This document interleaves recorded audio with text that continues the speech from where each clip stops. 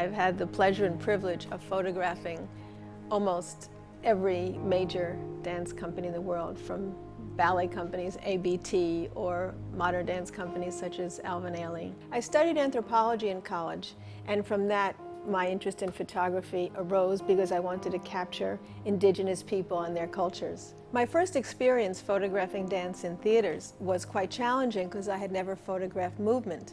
So I would take a wide angle and try to capture just an interesting shape. Very quickly, I got attracted to photographing action and found it a relief from photographing news events, because the compositional aspects of the photo of dance was the only story I needed to tell. After my early years as a photojournalist in Boston, I moved back to my native New York, because let's face it, this is the center of art. People notice in my pictures the existence of the floor, and for me it's so important that the floor is represented for a couple of reasons. Mainly that these photographs actually happened, that the dancers were here in a real place, jumping off the floor and landing on the floor, and not recomposited or stripped out in any way.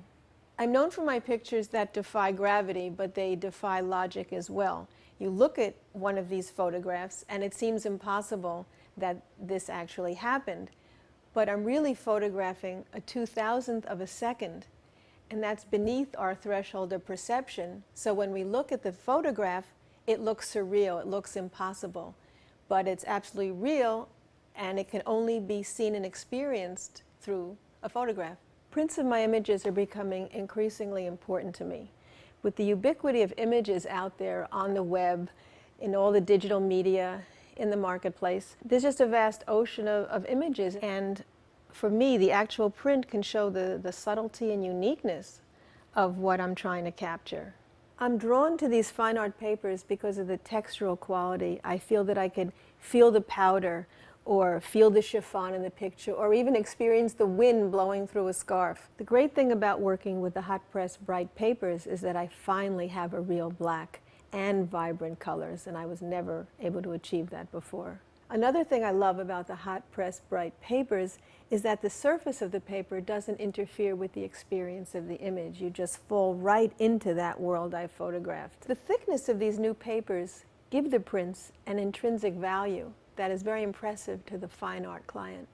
I see my dancers as sculptures in the air, and for that reason I choose to light them with long tonal transitions, nothing too contrasty.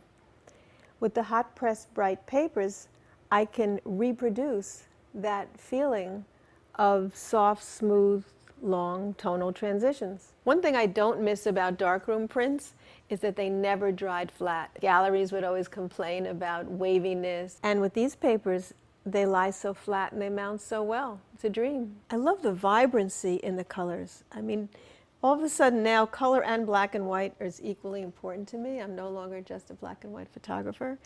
And to get this kind of vibrancy and smooth, nuanced skin tones with total accuracy and poetry, and all in this one paper.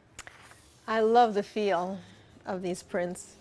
I love touching the paper and just appreciating the depth and richness of the tones. This kind of image goes from extreme highlight to all the black, and I feel I can touch what's happening. The signature on a print gives it its authenticity and gives it its value as a fine art print. This is an age in which things can be infinitely reproduced, but the artist's signature cannot.